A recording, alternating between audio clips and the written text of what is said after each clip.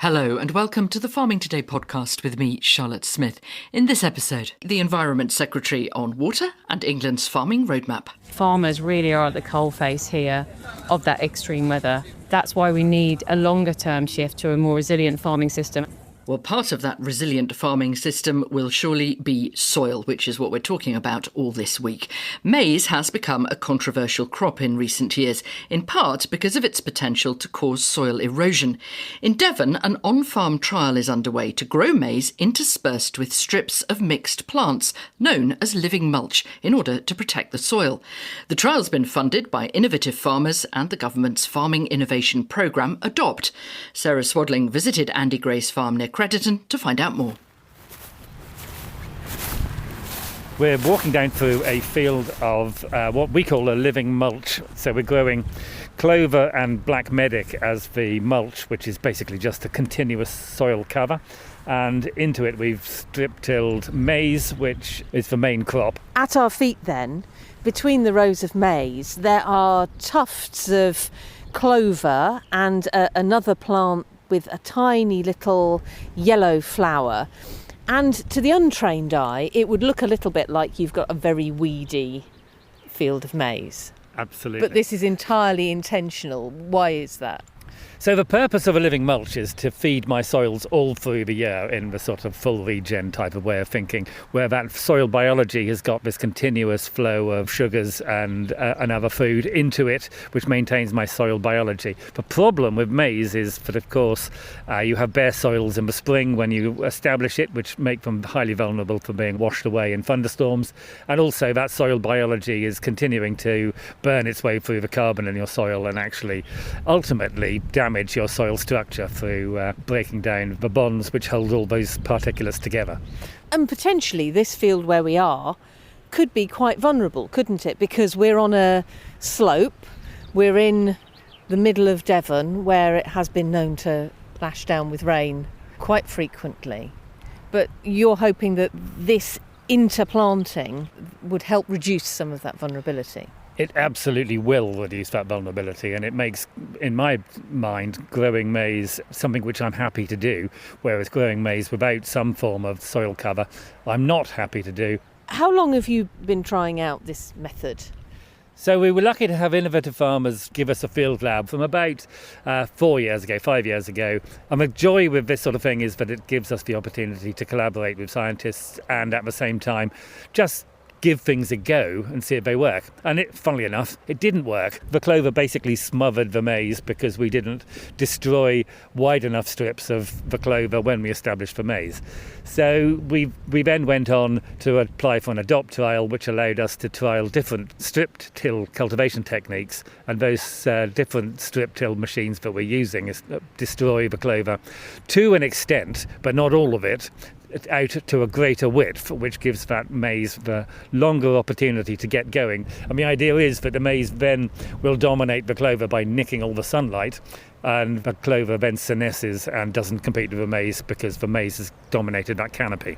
Did it help reduce the soil runoff, for example? Because I know there's a main road down at the bottom of this field, and it's not uncommon in extremely stormy weather to see a bit of red water running down off the red soils along here. Yeah, absolutely. So it absolutely did completely stop all soil runoff, and that was an advantage. Just we didn't grow any maize either. That was that was the disadvantage. When I first started on these techniques, our soil used to run a lot, but over the years we've built soil structure and it doesn't run like it used to.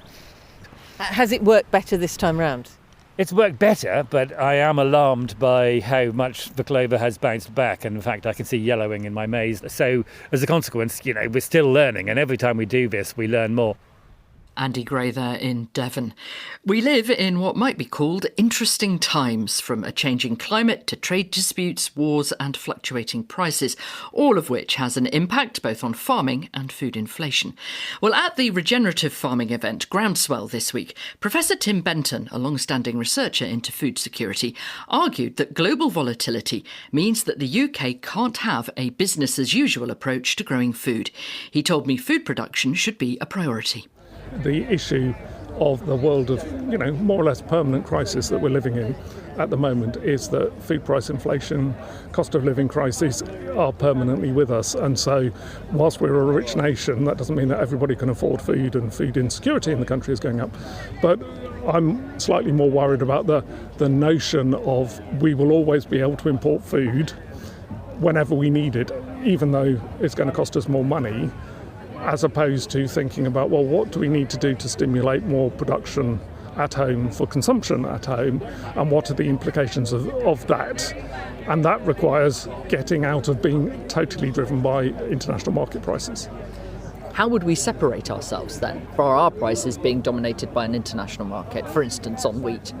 Well, I think there's a question about should we be growing as much wheat as we are growing. We can't decouple ourselves. There's no way that we can be self-sufficient, but in a completely stable world, rules-based, it makes sense to grow what we're good at growing, export it, and then import the rest. At the other extreme, if we're cut off because there's a global war or something like that, we would have to do a lot more about growing a whole range of different things in a different way. And somewhere between those two extremes, there is a slightly more resilient balance than we have at the moment. So if a government decides that actually, yes, we want to prioritise more homegrown, what has to change, do you think? Well, at the moment, the majority of our land is used for production of animal source foods. We give relatively little land to horticulture, but yet when I was a boy, most towns would have had some sort of market garden system. And so incentivising more horticulture, incentivising more top fruit, that's our kind of real Achilles heel. And if that comes at the expense of growing more wheat for animal source foods and losing some of the export share, there is a balance to be had between making the most profit from a UK perspective in a year where trade is good, and then relying on trade in a year where trade is bad, because prices will go up and farm profitability will change. We've just had the farming roadmap, the plan for the next 25 years. Does that reflect your concerns? To an extent, because it puts sort of sustainability, regenerative principles more at the heart, and that is a good thing, but it's not a structural change in the way that the farming economy works. So not to be knocked, but I do think the issues of climate security, food security, national security in a geopolitically volatile world needs to be closer to the heart of thinking. What should farmers be growing? How should they be growing it? Where should they be growing it? What market prices should they expect? And how can we ensure that food is affordable for the poorest? Professor Tim Benton. Well, we mentioned England's farming roadmap there. It was launched last week and is a 25-year plan for the industry. The Environment Secretary, Emma Reynolds, says it'll give farmers the long-term clarity they need and access to the tools, technology, skills and supply chains to innovate, invest and grow with confidence for generations to come. Well, while I was at Groundswell this week, I asked a few farmers what they thought of it. From what I've read on the sort of overview, it seems like we're putting common sense down on paper, which is a nice start, I suppose, but there's nothing groundbreaking in there. The overriding feeling I've got chatting to farming friends is that they think DEFRA have gone off on a ideological or theoretical direction that's not matched by the reality we're living with. That's the worry. In 1947, farmers were given a very, very clear policy direction, and every farmer knew exactly what he had to do to produce more. And in the last few years, farmers have been left to grow their businesses in whatever direction, whether it's diversification, whether it's food production, whatever, but they're largely on their own now. I think actually there's a lot in it that's quite encouraging, and the thing that excites me most about it, if one can be excited about a report like this, is the call for farmer collaboration and the indication of support for cooperation and collaboration between farmers. Because I do think that for too long farmers have operated in silos, they've seen their neighbours as competitors rather than potential collaborators. Uncertain. I feel the water element of the roadmap is going to be critical, and we're at that chicken and egg point where we know harvesting winter rainfall has to be the way forward, but how does an average cereal farmer without a war chest embrace what is a simple, basic idea of storing winter water? Some of the farmers at Groundswell there on England's farming roadmap. Well, they were joined in Hertfordshire by the Environment Secretary, Emma Reynolds, who visited the event. I put those points to her.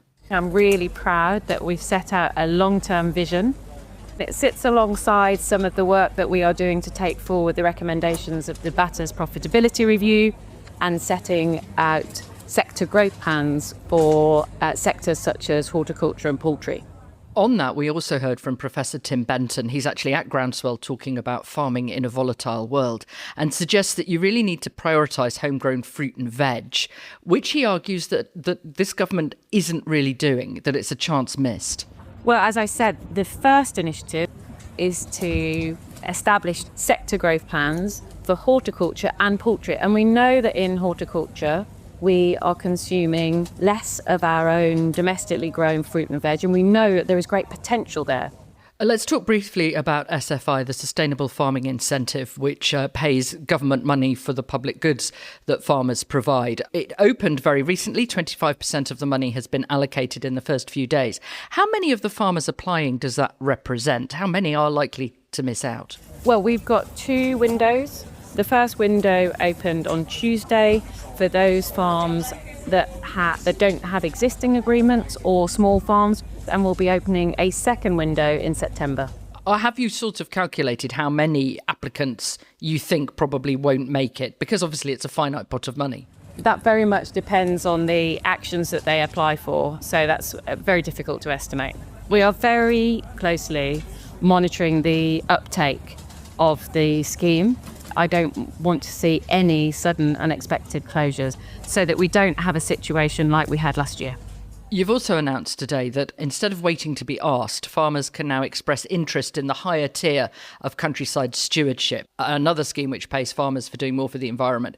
What difference do you hope that change will make? Well, up until now, it's been invitation only. So we want to see a broader range of farms coming into the countryside stewardship higher tier.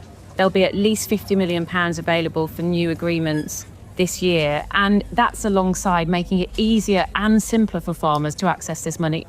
Also today, DEFRA's announced 18,000 new homes will be built in the east of England. That's after the Water Delivery Task Force worked to resolve objections from Anglian Water.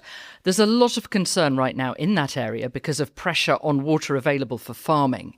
How are you going to protect water to grow food? Well, I'm working very closely with my colleague Steve Reed at MHCLG on ensuring that planning is easier for farmers.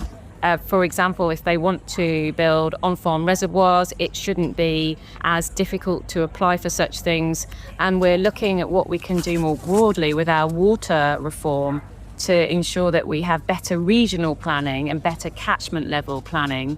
And obviously the drive towards healthier soils, which is in the farming roadmap, will improve water absorption as well, which will mean farmers won't need as much water to water their crops. In the roadmap, you talk about a resilient and profitable farming sector. Just last week, I spoke to a big potato grower. He's spending this year a third more on irrigation than he has in the years before. And any minute now, he is expecting a limit, if not a ban, on being allowed to take water from the local river.